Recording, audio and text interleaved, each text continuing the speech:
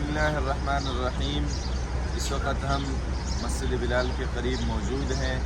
یہ مسجد حضرت بلال ابن رباح کے نام کے ساتھ منسوب ہے۔ بلال رضی اللہ تعالیٰ عنہ جو کہ بلال حبشی رضی اللہ تعالیٰ عنہ کے نام سے بھی جانے جاتے ہیں، کسی تعارف کے محتاج نہیں ہے۔ پیدائشی ایک غلام تھے، غلامی کی زندگی انہوں نے گزاری۔ جب اسلام قبول کر لیا تو کافی مصیبتیں، پریشانیاں اور تکلیفیں جھیلنے کے بعد حضرت ابوبکر صدیق رضی اللہ تعالیٰ عنہ نے ان کے آقا سے ان کو خرید کر آزاد کر دیا۔ حضرت بلال رضی اللہ تعالیٰ عنہ جناب نبی اکرم صلی اللہ علیہ وسلم کے خادم خاص اور مؤذن بھی تھے۔ ان کو مؤذن رسول صلی اللہ علیہ وسلم بھی کہا جاتا ہے۔ یہاں پہ کہا جاتا ہے کہ یہیں پہ ان کی رہائش تھی اور یہیں پہ وہ کھجور بیچا کرتے تھے۔ یہیں پہ ان کے نام کے ساتھ منسوب ایک مسجد بنائی گئی ہے۔ مسجد کے تہخانہ اور فرسٹ فلور پہ مارکیٹ ہے جس کو سوق بلال کہا جاتا ہے، اور فرسٹ فلور پہ ایک مسجد قائم کی گئی ہے جہاں پہ 5 وقتی نمازوں کا اہتمام ہوتا ہے۔ مسجد بلال کے سامنے ہی یہ آوازیں سننے کے قابل ہیں، آپ سنتے جائیے۔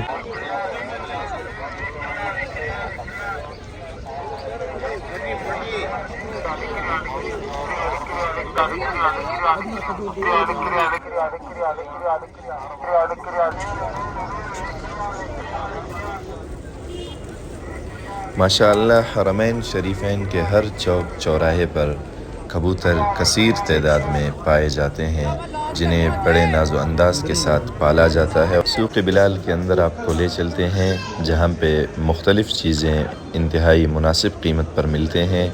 یہاں پہ سونے کے دکانوں کی ایک کثیر تعداد بھی پائی جاتی ہے، ساتھ میں پرفیوم بھی یہاں پر مناسب قیمت پہ مل جاتا ہے۔ سوق بلال ہی میں خوشبوؤں اور جیولریز کے دکان پہ آئے ہیں۔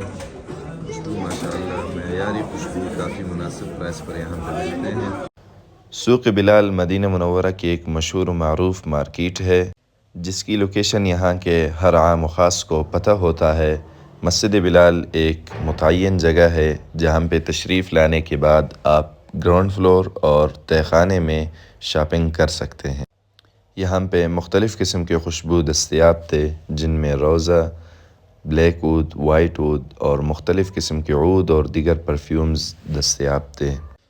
ساتھ میں یہاں پہ انگوٹھی اور تسبیح مختلف قسم کے مختلف کوالٹیز کے دستیاب تھے جن کی پرائس بھی بالکل مناسب تھی، اور یہاں پہ اسی مارکیٹ کے اندر گھڑیوں کی بھی کئی دکانیں موجود تھیں جہاں پہ مختلف قسم کی گھڑیاں انتہائی مناسب قیمت پر دستیاب تھے۔ سوق بلال کے باہر ہی ایک سستا بازار لگتا ہے جہاں پہ مختلف چیزیں انتہائی مناسب قیمت پر ملتے ہیں۔ یہاں پہ بالخصوص چھوٹے بچوں کے لیے تحفے تحائف انتہائی مناسب قیمت پر اور انتہائی اچھے کوالٹی میں دستیاب ہیں۔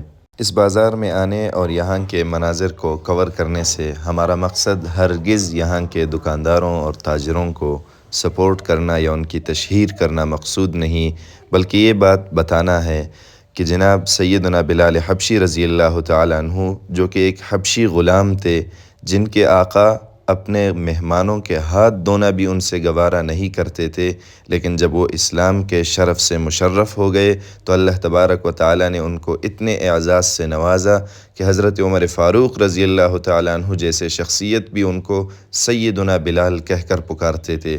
آج یہاں پہ آنے کا مقصد انہی کی یاد کو زندہ کرنا اور انہی کی قربانیوں کی طرف آپ کو توجہ دلانا تھا۔ بارگاہ خداوندی میں یہی دعا ہے کہ اللہ تبارک و تعالی ہمیں صحابہ کرام رضوان اللہ تعالی علیہم اجمعین کی محبت نصیب فرمائے اور ان کی سیرت پر چلنا نصیب فرمائے، اور ان مقدس مقامات کی بار بار ہم سب کو زیارت نصیب فرمائے۔ والسلام۔